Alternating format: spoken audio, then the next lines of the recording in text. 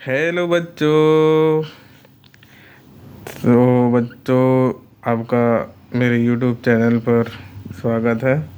तो आज हम लोग पढ़ेंगे ट्रिग्नोमेट्री टेबल। ठीक है। इसमें बहुत से बच्चों को दिक्कत होती है, इसलिए मैं ये ट्रिग्नोमेट्री टेबल आज सॉल्व करना सिखाऊंगा आप लोग को। ठीक है। तो देख सकते हो कि यहाँ पर ट्रिग्नोमेट्री टेबल है, जो कि क्लास 9, 10th, 11th है ना। यहाँ ये वाले क्लास के बच्चे जो हैं पढ़ते हैं, तो उनको थोड़ा दिक्कत होती है ट्रिग्नोमेट्री में।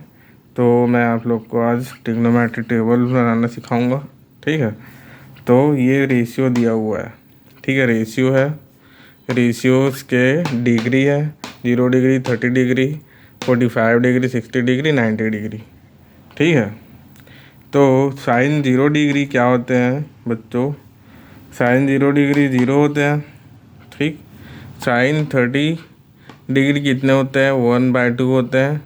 साइन 45 होते हैं। साइन 45 1/√2 होते हैं। साइन 60 √3/2 होते हैं।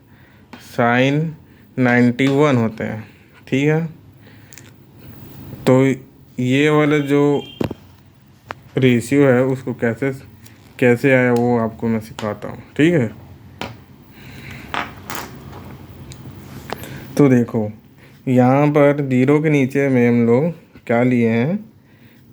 0 के नीचे में हम लोग लिए हैं 4। ठीक है। तो ये ऑब्वियसली सी बात है कि ये 0 ही होगा, है ना। तो साइन 0 डिग्री 0 हो गया। ठीक है। अब उसके बाद साइन हम लोग को 30 डिग्री निकालना है। तो साइन 30 डिग्री में हम लोग 1 तो लिए थे, है ना। उसके बाद नीचे में हम लोग को क्या डिवाइड करते जाना है? 4 डिवाइड करते जाना है। किसके साथ? रूट के साथ। रूट के साथ ये 4 डिवाइड होगा यहाँ पर। तो ये आ जाएगा 1√1 अपॉन √4। ठीक है। इज इक्वल्स टू क्या होंगे? √1 तो 1 हो जाएगा, और √4 क्या हो जाएगा? 4 को ऐसे लिख सकते हैं 2 का स्क्वायर। तो स्क्वायर और रूट कैंसिल हो जाएंगे, तो 1/2 आ गया। ठीक है। तो साइन 30 का वैल्यू क्या आ जाएगा बच्चों? 1/2 आएगा। ठीक है। साइन 45 का वैल्यू आ जाएगा। साइन 45 का वैल्यू क्या होगा यहाँ पर? 2/4 रूट के साथ। ठीक है। मैं पहले यहाँ पर 2/4 लिया था रूट के साथ, लेकिन इसको मैं अभी डायरेक्ट किया हूँ, लेकिन यहाँ पर आप लोग को सॉल्व करना सिखा रहा हूँ। तो ये हो जाएगा √2, नहीं, ये डिवाइड होगा पहले। तो ये 2 से 4 कैंसिल हो जाएंगे, तो 2 1 जा 2, 2 2 जा 4।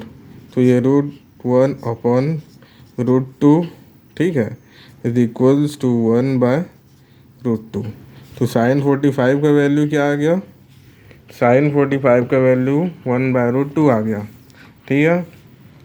अब साइन 30 का वैल्यू, साइन 60 का वैल्यू, साइन 60 का वैल्यू क्या होगा?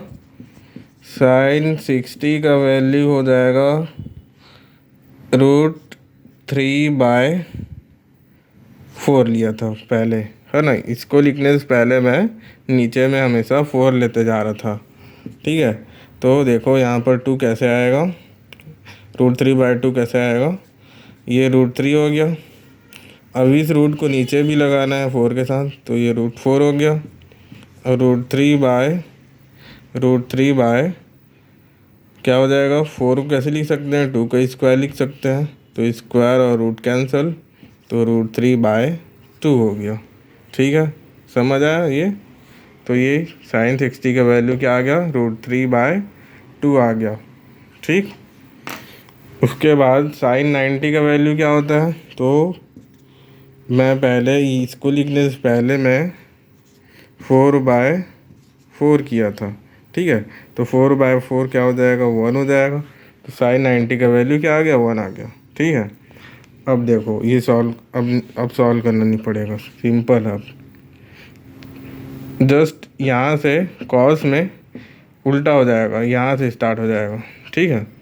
तो कॉस 0 का वैल्यू 1 हो जाएगा, जो कि यहाँ से स्टार्ट है ना।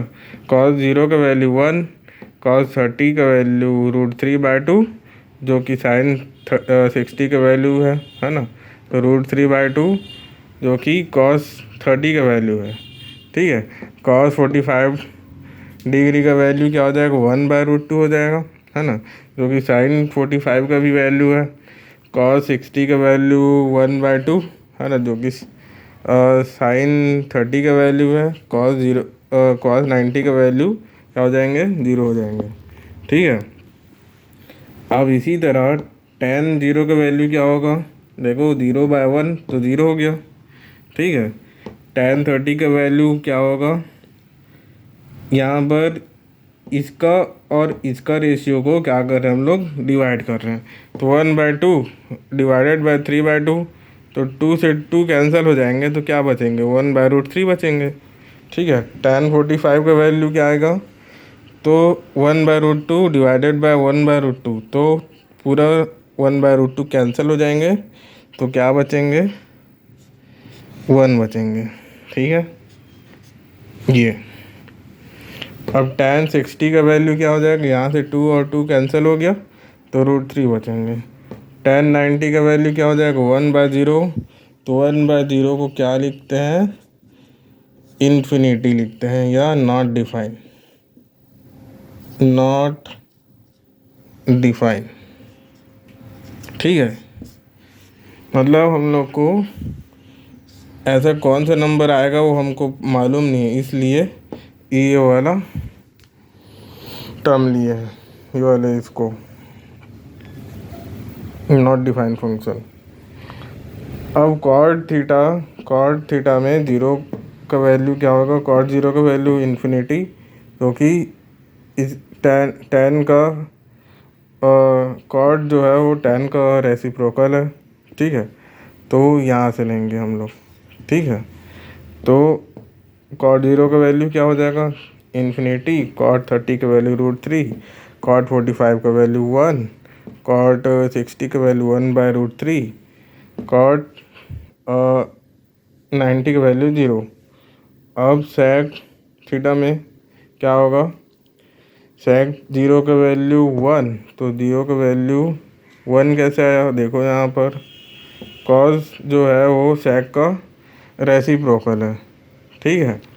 तो यहाँ पर 1 के नीचे में कुछ नहीं है, मतलब 1 है। ठीक है। तो इसको मैं अपोजिट भी कर दूंगा तो भी क्या आएगा, 1 आएगा। तो सेक 0 का वैल्यू क्या हो गया, 1 हो गया। सेक 30 का वैल्यू 2/√3, और यहाँ देखो कॉस 30 का वैल्यू √3/2 है, इसको अपोजिट कर दूंगा, उल्टा कर दूंगा, तो 2/√3 आ जाएगा। सेक 30 का वैल्यू क्या आ गया, √3/2। सेक 45 का वैल्यू क्या आएगा, √2। सेक 60 का वैल्यू 2 आ जाएगा, है ना। सेक 90 का वैल्यू इन्फिनिटी, क्योंकि 0 बाय यहाँ पर 1 है, तो इसको ऊपर ले जाएंगे, 0 को नीचे ले आएंगे, है ना। तो 1/0 है ना, तो इसको ऐसे लिख सकते हैं, इन्फिनिटी। ठीक है।